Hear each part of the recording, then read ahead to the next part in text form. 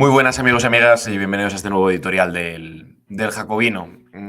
Querríamos comentar reciente polémica surgida a raíz de la decisión o la voluntad del Ministerio de Trabajo de entrar a revisar el modelo laboral de las Big Four, que por cierto no es el modelo laboral solo de cuatro grandes consultoras, sino que es el de muchas otras empresas y desde luego grandes despachos, grandes firmas, que ante la inacción de los poderes públicos, de los poderes políticos, llevan implementando un modelo de explotación laboral descarnado. Pero este editorial trae causa también de la lectura del artículo de Juan Ramón Rayo, de nuestro queridísimo amigo Juan Ramón Rayo en El Confidencial, y de alguna otra declaración de algún otro economista, como la que recientemente también leí en redes sociales de Daniel Lacalle, planteando que el gobierno lo que tiene que hacer ante el paro estructural de España es precisamente no revisar o no impugnar ese modelo, sino aprender de él.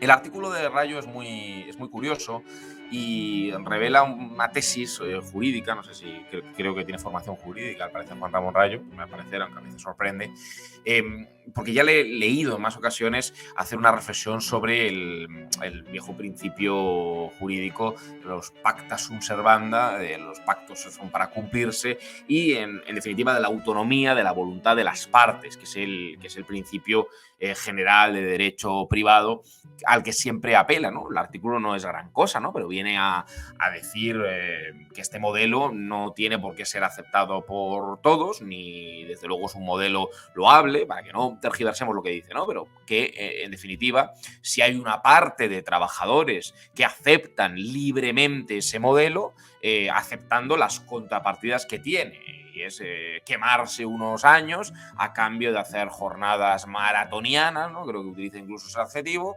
pero a cambio de eso se puede obtener otros beneficios como un ascenso rápido o como unos bonus o unos emolumentos que de otra forma no se obtendrían, o incluso, como alguna vez a otra gente lo ha defendido este modelo, un currículum que te permita impulsarte en el mercado laboral.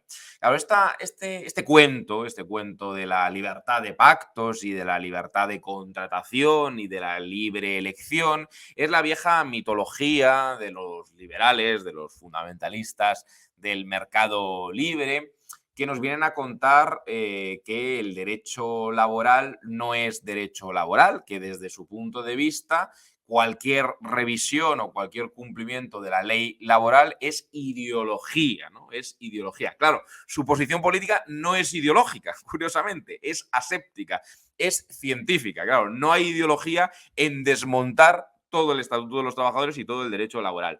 Los principios que rigen el derecho laboral, puede que no lo sepan, pero yo intuyo que sí que lo saben, pero a pesar de que lo saben, lo que quieren es desmontarlo, no son los del derecho privado. El derecho laboral no es el derecho civil y el derecho mercantil. Por cierto, en el derecho civil y en el derecho mercantil también puede haber pactos que sean nulos. Si son contra legem, si son contra la ley, los pactos son nulos de pleno derecho. Esto es de primero de derecho. Es una cosa muy sencilla. Pero es que además el derecho laboral no es eso.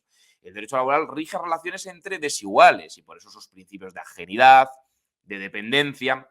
Entonces, claro, hay poco que hablar cuando se plantea una contratación o una práctica laboral basada en el abuso, en el fraude, en la ilegalidad.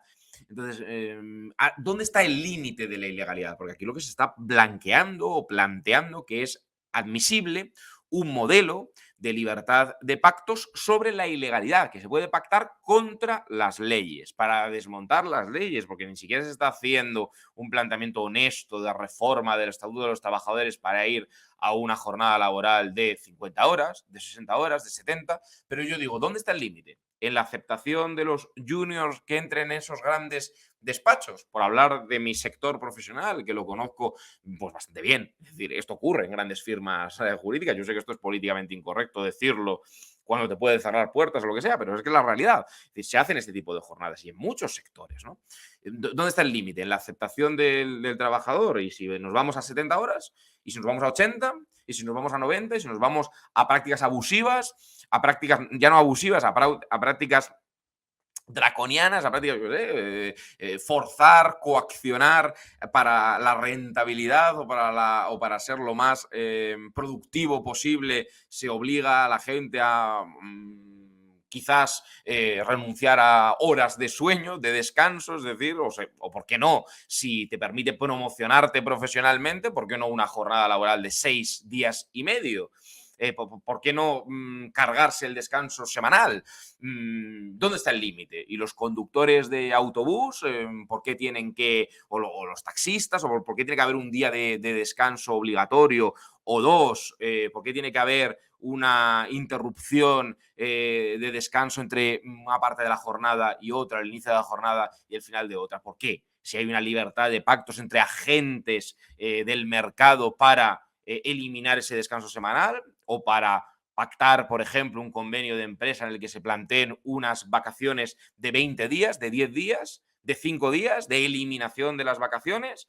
Es decir, esto no es reducir al absurdo, esto es seguir el hilo directo del artículo y del planteamiento. Son modelos de los que hay que aprender, dice la calle, ¿no? Son modelos porque dan oportunidades. Hay que elegir o unos emolumentos más modestos, seguridad que la basada en una jornada legal, pero a cambio de cobrar mucho menos, o si usted quiere cobrar mucho más o promocionar o tener otras opciones, tendrá que aceptar la ilegalidad. Es que no es así, es que no es así en modo alguno. El derecho laboral, para empezar, no es el derecho de la autonomía de la voluntad de las partes. A Rayo le falló ya esto cuando hablaba de un derecho de protección a los consumidores y usuarios, que es un derecho civil, sí, pero es un derecho específico, con unas reglas específicas cuando habló de cláusulas abusivas en las condiciones generales de la contratación. El texto refundido de la Ley General de Consumidores y Usuarios, desde luego, no es una ley donde se aplica la autonomía de voluntad de las partes, porque estamos en el ámbito de lo que se llama contratos de adhesión o contratación en masa. ¿Qué es eso? Pues, por ejemplo, cuando firmamos un contrato con una entidad bancaria, con una compañía eléctrica, con una compañía aérea. Vamos a ver, todos hemos firmado ese tipo de contratos. Algunos recuerdan haber negociado el clausulado cuando firma un billete de avión, cuando firma un préstamo hipotecario, se negocian las cláusulas con la entidad bancaria. De verdad, el interés de demora se negocia en la negociación a través de varios emails para ajustar ese interés de demora. Las cláusulas de vencimiento anticipado, las cláusulas suelo, las cláusulas de limitación al interés variable, las famosas cláusulas suelo, eso se negociaba, no, eran condiciones predispuestas. Es decir, había un predisponente, que era el banco, el fuerte, y un adherente, que era o firmaba usted aquí o no firmaba, pero no negociaba el contenido. Por eso aparece un derecho especial, como el derecho de protección a los consumidores, que dice, oiga, aquí hay que garantizar unos parámetros de transparencia, de información, de claridad, de sencillez, y de equilibrio. Y si hay falta de transparencia y o falta de equilibrio, se puede determinar la nulidad de una serie de cláusulas. No, Rayo planteaba que no había que entrar a controlar esa nulidad, que eso era ingeniería social, estatista, comunismo, socialismo, intervención. Esas son las reglas jurídicas de un derecho puramente capitalista, pero reglas, claro, que no son las de una timba ilegal, sino son las reglas de un Estado de derecho. Claro que esta gente obviamente no cree en el Estado de Derecho, cree en el sálvese quien pueda, cree en el darwinismo social, cree en la imposición unilateral, pero por favor, que no nos presente esa creencia del sálvese quien pueda como una libertad de pactos entre iguales. Pues si eso ocurría y si ya mintieron cuando hablaban de cláusulas abusivas, cuando hablaban de préstamos hipotecarios, cuando hablaban de contratos de adhesión, ¿cuánto más están mintiendo cuando hablan de derecho laboral, que es un derecho ya no privado, sino es un derecho de tuición, que se llama este palabra, que significa de protección al trabajador? Porque obviamente el trabajador no tiene la fuerza de negociación idéntica al que tienen los medios de producción, al tenedor del capital, al empresario, más allá del concreto sector del que se hable, de una empresa muy grande, de una empresa muy pequeña. Pero es que más allá de que haya trabajadores dispuestos a aceptar la ilegalidad porque se encuentren en una situación de necesidad o en una situación de ambición o X factores, los que fueren, la ley está para cumplirse. A partir del cumplimiento de las leyes y del eventual cambio de las leyes por los procedimientos previstos en las mismas, es cuando las personas pueden empezar a ser libres, pueden empezar a ejercitar derechos. Por eso no se permite que un empleador pues coaccione, yo qué sé, en su empresa a las mujeres o a los homosexuales, o establezca la obligación de que un trabajador consuma droga para ser más productivo, o deje de ir a casa para dormir. Claro, es que estas cosas que parecen reducciones al absurdo están ocurriendo en altas torres de poder económico y financiero, es decir, de poder político, en muchas grandes ciudades y en muchos centros de poder. No se les toque porque se van. Bueno, pues si se van, es un verdadero drama. Eso es lo que pone de manifiesto en el sistema económico y el sistema productivo en el que estamos. Un capitalismo separado del control democrático de los estados, que reta y desafía a los estados de derecho y a las legislaciones democráticas, deliberadas y participadas por los demos, por los cuerpos políticos democráticos, que en esa economía global, financiera, financiarizada y abierta, efectivamente, pues pueden doblar las legislaciones laborales, la tributación fiscal, pueden encontrar empresas pantalla, tributar en paraísos fiscales, encontrar mecanismos de elusión fiscal, y también pueden implementar un modelo laboral basado en la reducción de costes laborales y en la imposición de reglas absolutamente unilaterales, absolutamente draconianas y absolutamente ilegales. Esto, si se quiere corregir, que hay que corregirlo absolutamente, lo que hay que hacer es sancionar fuertemente a través de la inspección de trabajo, poner medios a la inspección de trabajo, que hace un mes estaba en huelga o estaba diciendo que este gobierno, que tiene tan buenas intenciones presuntamente, no le está poniendo medios suficientes para sancionar. Y también no olvidándonos que más allá de las sanciones, que estas empresas pueden pagar muchas veces esas sanciones, para que estas empresas no hicieran eso, tenemos que recordar que ha ocurrido para no tener en muchas de esas grandes firmas, de esas grandes consultoras, ni un atisbo de negociación colectiva y de presencia sindical. Y luego empieza la demagogia de que los sindicatos pueden ser muy malos y los sindicatos hacen muchísimas cosas mal, pero cuando no hay negociación colectiva, cuando se desplazan las relaciones laborales hacia un mundo de relaciones mercantiles, de falsos autónomos, de contratos mercantiles donde debería haber contratos laborales, pues lo que se produce es un fenómeno obvio, que es la disgregación de la fuerza de la negociación colectiva, de la fuerza de los trabajadores para negociar y para contrapesar el intento deliberado de algunos centros de poder y desde alguno de algunos corifeos ideológicos como estos señores, de justificar que el derecho laboral se vaya diluyendo como un azucarillo en un vaso de agua. Yo suelo decir que hay una doble opción: o no saben de lo que hablan, no es el caso, porque esta gente sabe perfectamente que el texto refundido de la Ley General del Consumidores y Usuarios o la propia Ley de Condiciones Generales de la Contratación no es el Código Civil, son leyes específicas que dicen: oiga, mira, yo no he tenido, cuando el BBVA o cuando el Banco Santander o cuando el Banco X o cuando el fondo de inversión me ha metido 25 cláusulas abusivas en mi hipoteca, yo no he podido negociar. Eso es una contratación en masa, una contratación. Me he adherido a esas cláusulas, pero yo no he podido negociarlas. Entonces tendrá que haber un especial control por si esa cláusula es abusiva, nula de pleno derecho. Claro, eso no es la libertad de pactos entre iguales. Entonces lo saben. Lo que pasa es que lo ocultan porque ellos, lejos de ser asépticos técnicos, son ideólogos al servicio de un modelo ideológico de desmontar los derechos, incluso de regulación del propio capitalismo. Y en el derecho laboral, la uberización es eso: un modelo y un planteamiento claro para ir disolviendo el Estatuto de los Trabajadores. El Estatuto de los Trabajadores, en el que la conquista de la canadiense de principios del siglo XX, de las 40 horas, ya es un modelo que hoy reivindicar su cumplimiento, exigir su cumplimiento, se ha convertido en un exceso, en un imposible, en una quimera. Así de mal estamos, ¿no?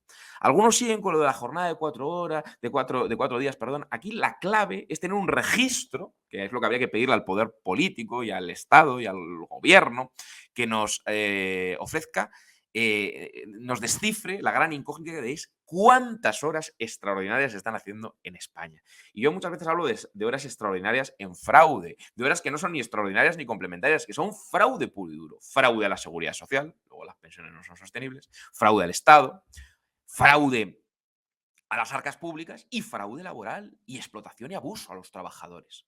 Oiga, con un paro estructural, no me diga usted que el trabajador, o que es legítimo un modelo de trabajar 60 horas, o 70, Oiga, redistribuya un poquito el trabajo. Si usted necesita para la producción o para la rentabilidad o porque tiene tanta carga de trabajo, tiene que hacer tantos informes, tanta consultoría, pues contrata mucha más gente.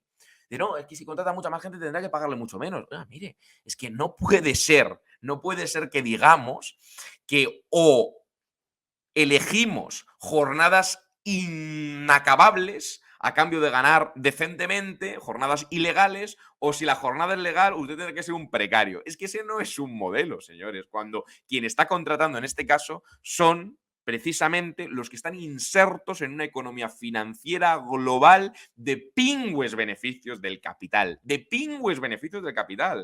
a los cuales ni siquiera se les pone la limitación de un impuesto de sociedades armonizado en toda Europa, no hablemos en el mundo, toda Europa, digno de tal nombre, tienen la posibilidad de eludir ese impuesto de sociedades y donde la tributación de las rentas del capital en los diferentes estados europeos, por ir al lugar donde siga habiendo estado de bienestar, tampoco está ni armonizada ni siquiera es especialmente atosigante, porque las rentas del capital tributan mucho menos que las del trabajo. Entonces, hombre, decir que exigir a la gente a cumplir las leyes y las 40 horas y pagar decentemente son dos presupuestos ineludibles, es tanto como blanquear la explotación más descarnada y la posibilidad de que el derecho laboral desista, decaiga y deje paso pues, a una relación, que es lo que alguno piensa, ya no mercantil, sino casi feudal, eso sí, neofeudal, en un mundo tecnológico, uberizado y capitalista, pero de destrucción de los derechos fundamentales de los trabajadores y, por tanto, de las personas.